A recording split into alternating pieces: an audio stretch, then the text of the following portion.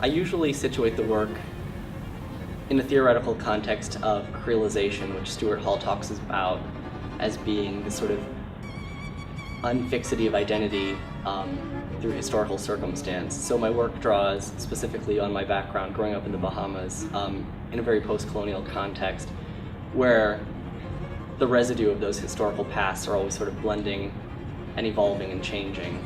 So for the work, I'm looking at quilting specifically, and American quilting actually, as almost an archival reservoir that records those processes.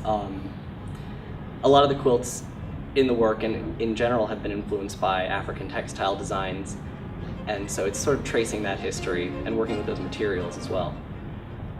In addition to the quilts, they're also dyed with indigo, which has a really interesting, almost sort of transnational history as a material, being sort of cultivated in Africa as a dye product and then factoring in as a commodity to a lot of colonial projects in the southern United States and also the Caribbean.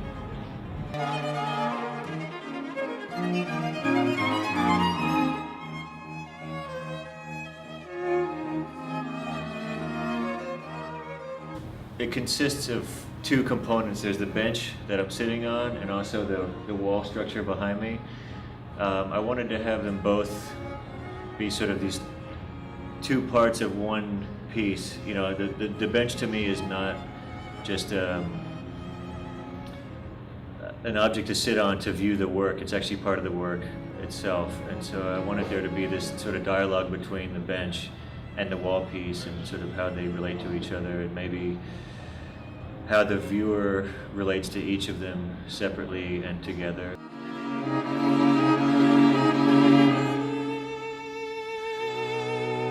The work is inspired by exploration and sight.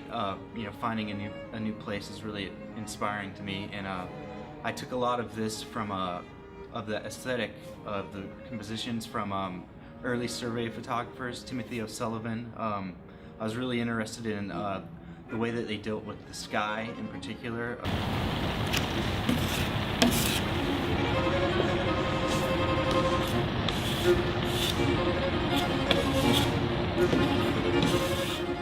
For the work I've done here, they're really more like a series of actions reacting off of different rules and conditions within the space, and not so much like tangible, visible objects.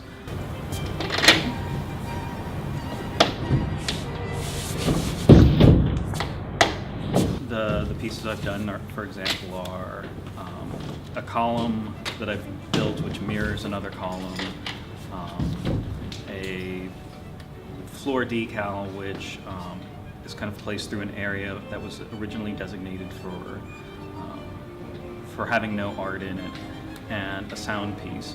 So what these all do is they react off of the environment in the space and the rules of the space, but then kind of simultaneously become them again.